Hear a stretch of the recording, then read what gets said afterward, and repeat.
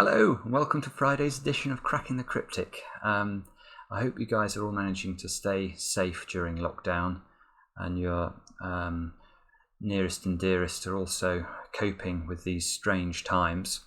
We get a lot of emails about it actually, saying that people seem to like the fact that we're doing 2 videos a day, and we're going to try obviously and continue to do that for as long as we can. So Mark will do a video later on. I think it's going to be a classic Sudoku that we've had requested, and yeah, we are aware that this channel does scratch an itch, so to speak, and keeping people I don't know, mentally engaged or diverted or whatever it is, but yeah, we're going to obviously keep fighting the fight.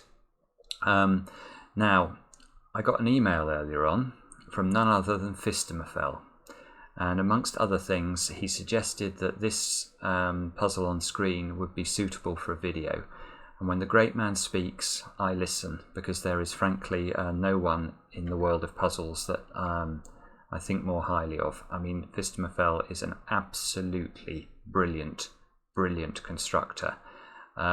He makes me, it's almost spiritual, I think,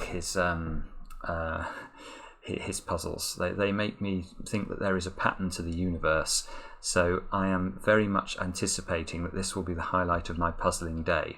But before we get to that, I want to mention a couple of other things. We launched our range of merchandise yesterday. Let me show you. Here it is. I'm very proud of it indeed. You know, who'd have thought little old Cracking the Cryptic would ever have its own range of merchandise? It's absolutely mad. But there it is anyway, and look, we designed this special puzzle for our merchandise as well. It appears on the back of the hoodies and t-shirts and the mugs and things. It's a real puzzle, it absolutely works. It's a coffee break puzzle. It shouldn't take you too long, but it is a bit of a logic problem. You've got to put the letters of Cracking the Cryptic in the diagram such that they all link in the correct order. So you might like to try that if you're looking for something a bit different. Now, apart from that, it's the 1st of May, and that means if you're a patron of the channel on Patreon, you are due a Patreon reward puzzle, and we have been working hard on it. We just finished putting some of the sort of last touches to the puzzle this morning. I want to test it once more. It's actually a sequence of puzzles before I let it go live. So keep an eye on your Patreon the next day or so. I think it'll be out tomorrow. I think that's when it'll be released, and we obviously hope you enjoy that. And a big thanks always for supporting the channel, all of those that are able to do it. And with that, let's get on to Phistomefel. Now, this is a sort of partial killer. You can see the thing that's interesting about it to me is that some of these cages are enormous. So Phistomefel calls this puzzle his Killer Sudoku XXL. Now, if you're new to Killer Sudoku, you might want a refresher on the rules. They are very simple. Basically, some of these cells are covered in cages, and the cages have little numbers in the top left. You just need to make sure that the cells in the cage add up to the digit in the top left, and you must not repeat a digit. That's very likely to be important in this puzzle, given look how widely spread some of these cages are. So that's all there is. Apart from that, it's normal Sudoku rules. You know, I cannot recommend a puzzle more highly to you than one by Phistomefel, so do have a go at it. Click on the link under the video. That'll take you to this webpage where you can play on whichever device takes your fancy. And with that, let's get cracking. I'm going to have a go at this. And in fact, let's talk about some of these big cages straight away, because we need to do some arithmetic to understand how they work. And the best way to think about this is to remember that in any row of a Sudoku, you're going to have all the digits from 1 to 9 in some order. So we know that each row of a Sudoku adds up to 45, because that's what you get if you add up the numbers from 1 to 9. So this cage here, which cannot contain any repeated digits, is 8 cells large and adds up to 44. So we know if it was one cell larger, it would have to add up to 45, because that's what you get if you sum 9 different digits. So we therefore know that this cage here does not contain a 1. And therefore, I guess we can say, where does the 1 go in row 1 of the grid? It's got to be in one of those 2 cells. And there's another 44, another big 44 cage there. It's another 8-cell 44 cage here. So we've got 2 enormous 44 cages. Oh yeah, okay, so where does the 1 go in column 9? Well, it can't go in any of the yellow squares. We know that column 9 has a 1 in it, so it's going to have to go there.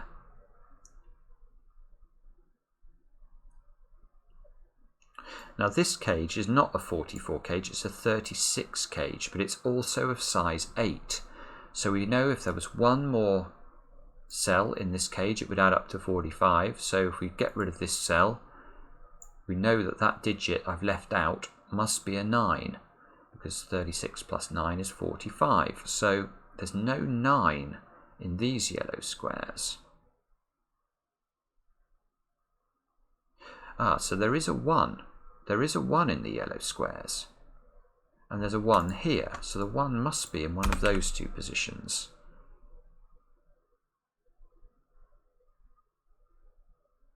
Oh, and where can a 9 go in this box, look?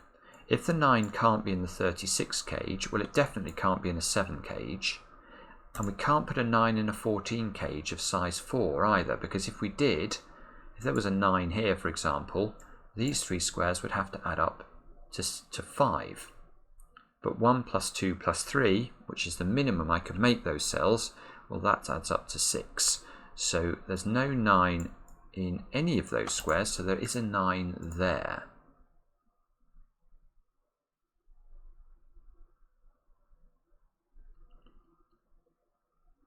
Now hang on, look, there's another 36 cage there and a 36 cage there, and there's this 9 here. So the 9 in this box here has got to be in one of those 3 squares.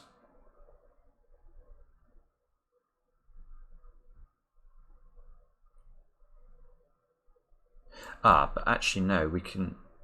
This 9, let's look at that again, because this 9 rules out those squares from this box. Those 2 can't be a 9 because they're in the 36 cage again.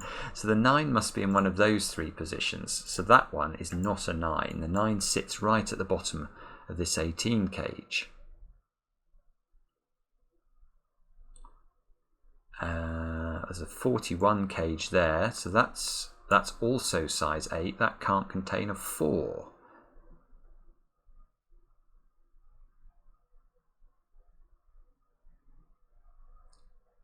18. So if there's no 9 in this cage here, the 9 must be in one of those 2 positions.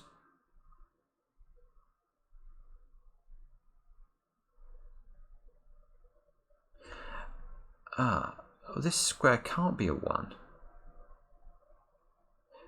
Look at that, that's weird. If this is a 1, we know the 36 cage must contain every digit apart from 9. So this square, that square has to be a 9. That's bonkers. Look at this. If whatever I put in this square is ruled out from this whole cage. So any number other than 9 that I put in there breaks the conditions of this cage, because we know it must contain every number apart from 9. That square is a 9. That is the 1. This is a 9 down here. How weird is that?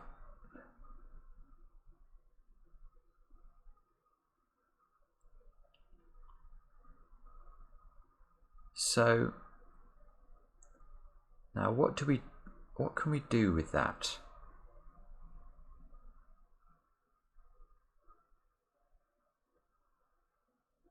Oh no, this is so beautiful. Look, we've got the same thing going along this one.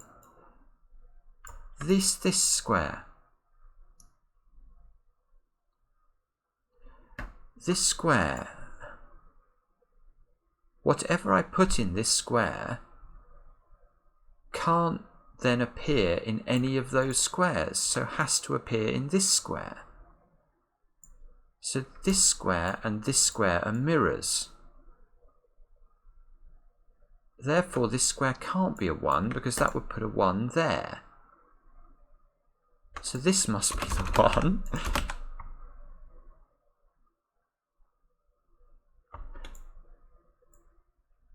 And now this is...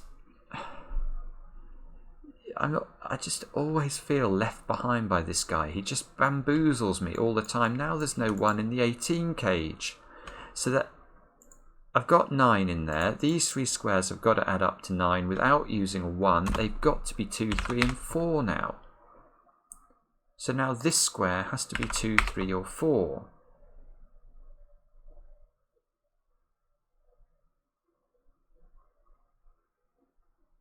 Two, 3, 4. Well, actually, and that square has to be 2, 3 and 4 as well. Because whatever I put in there has to appear somewhere in this cage and can't appear anywhere in that column. Once it's here, it can't go in there. So this square is a 2, 3 or a 4.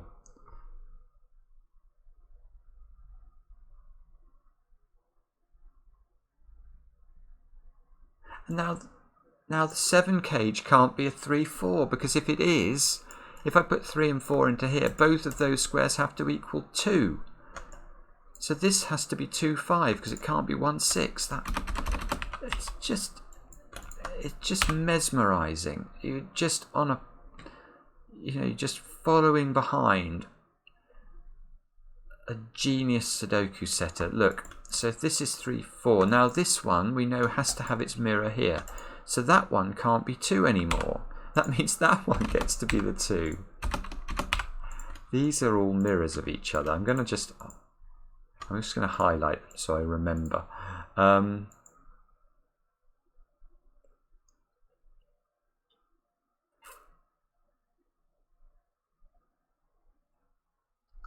9 here and here.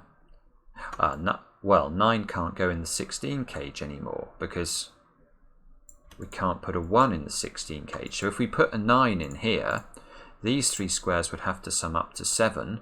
Therefore, they would have to be 1, 2 and 4. And they can't be because we've got 1s already there. So the 9 must go here. These 2 have to sum up to 12. But they can't be 3, 9 or 4, 8. So these 2 are 5 and 7. These 2 to complete the column are 6 and 8. That can't be an 8. If we make this one an 8, these 3 have to sum up to 8. If 3 cells sum to 8, they must include a 1 because they've either got to be 1, 3, 4 or 1, 2, 5. So that's the 6, that's the 8.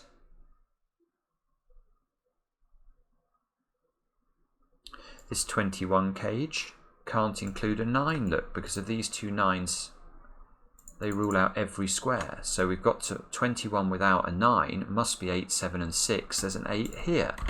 So this is 8, these 2 are 6 and 7.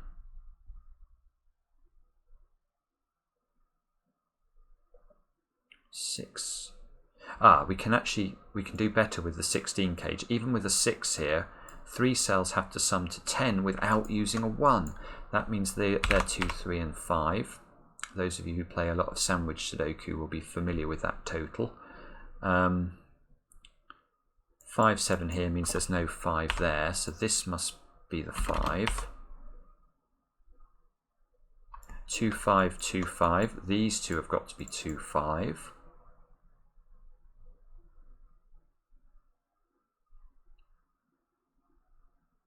2, 5. Mirrors here and here. These squares, I guess, have got to be 1, 4 and 8 to complete this box. That one can't be 8. that gives us a 4 in this column. That sees this one. So that's a 3, which means it mirrors all 3s. That's a 4. 4s must be in one of those two squares up here.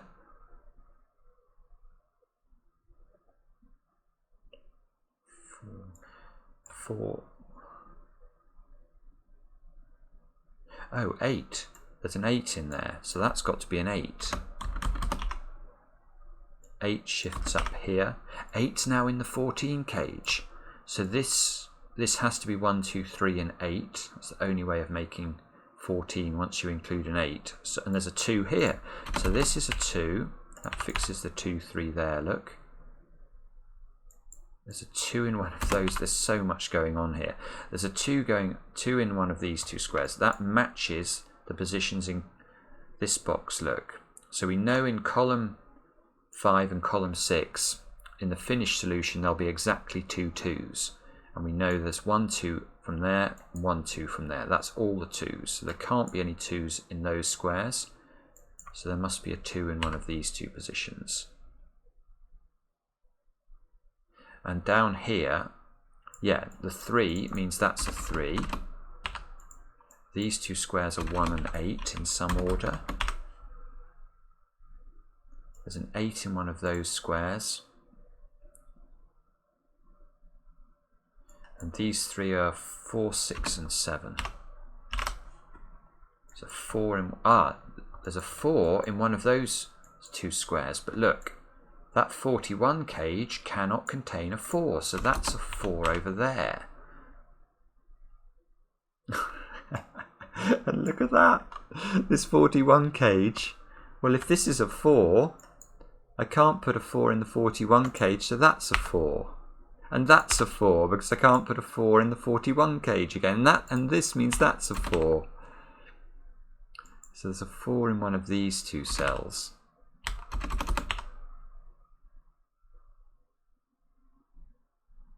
It's just brilliant, isn't it? This 2 fixes the 2 5 down there.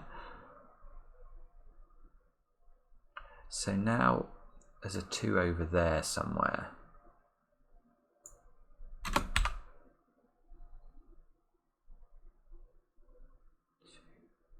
These two squares have got to be 6 and 7 to complete this box.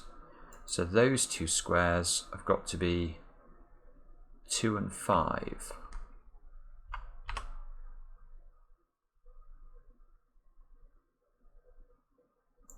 You can see, actually, look, we've got 2. Oh no, I didn't see that pencil mark. So we can't quite finish that off yet. That square, though, has got to be a 6 or a 7. 2, 5, 3, 2, 5, 6, 7. So this square has to be a 6 or a 7.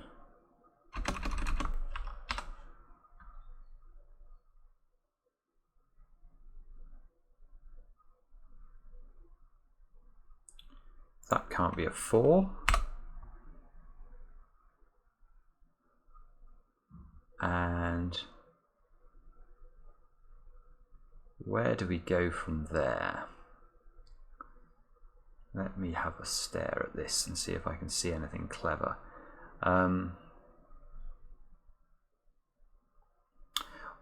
Ones. I've not thought about ones for a while. There's no ones in any of those squares.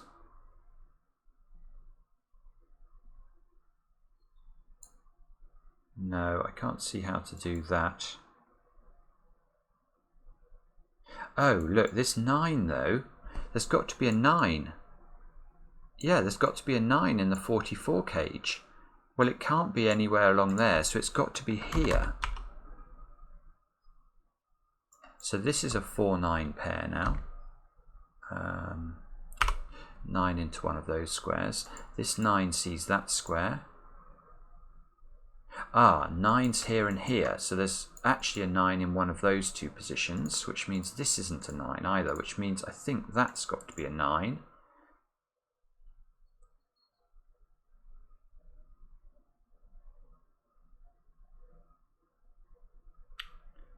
Okay, so is that useful? 7, 2, 5, 5, 7.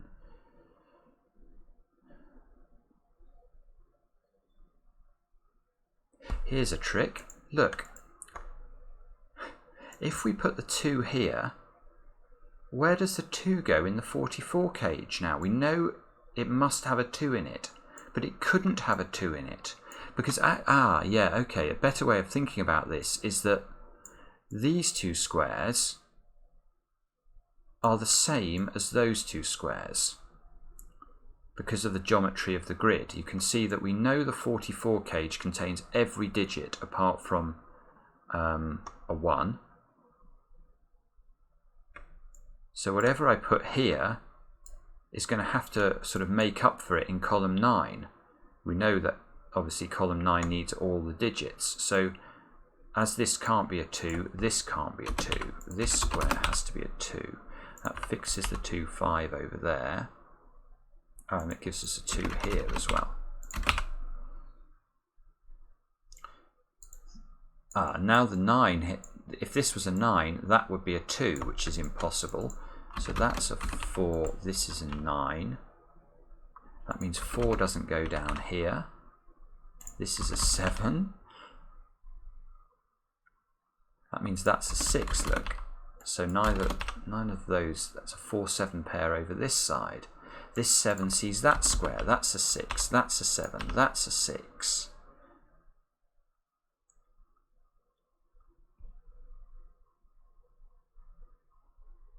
Now look at this. This 5 and this 5, they sort of provide a hinge round there and lock a 5 into one of those 2 squares. But we've just looked at this square. This square and this square have to be mirrors. So if I put a 5 here, this would have to be a 5 because we know the 44 cage needs a 5 somewhere, and it can't be because of the 5 there. So that is not 5, this is the 5. It's just nuts, isn't it? Now this is 5 in one of those squares. This can't be a 6 because of this 6. So this can't be a 6. So the 6 is in one of those 2 positions.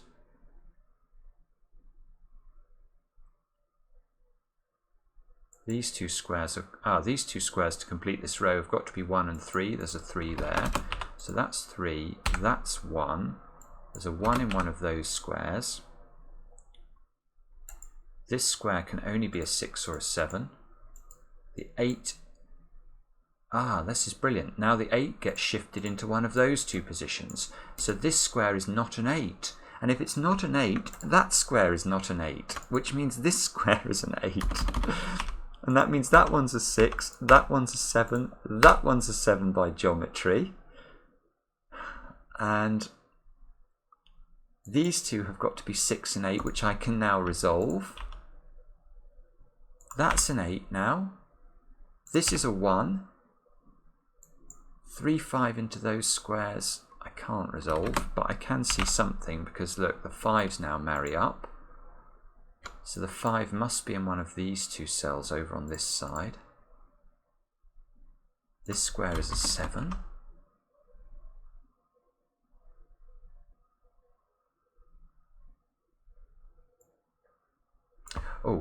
Now look at this box.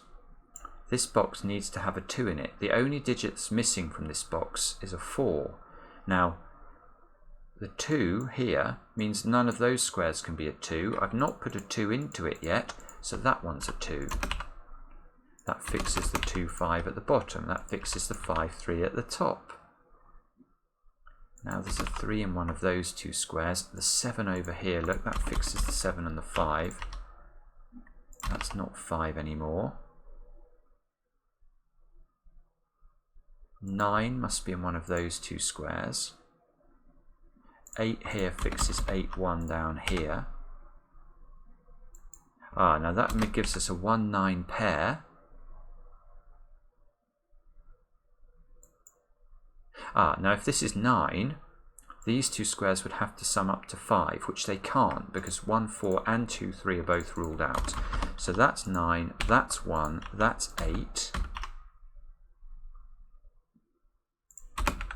Oh dear, I just want to delete the 1 from there. So these two have to add up to 13 without using 8 and 9. These two are 6 and 7, so that fixes the 3 and the 7 and the 6.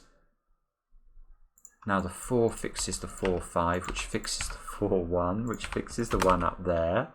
That must be the 9 now. I think we're closing in on the solution. 7 and the 4 can be resolved.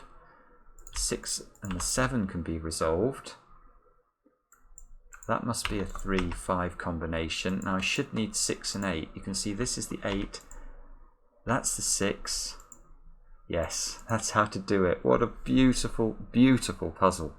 Oh man, I loved that. Let me know in the comments what you thought. Thank you very much, Phistomefel, for recommending it.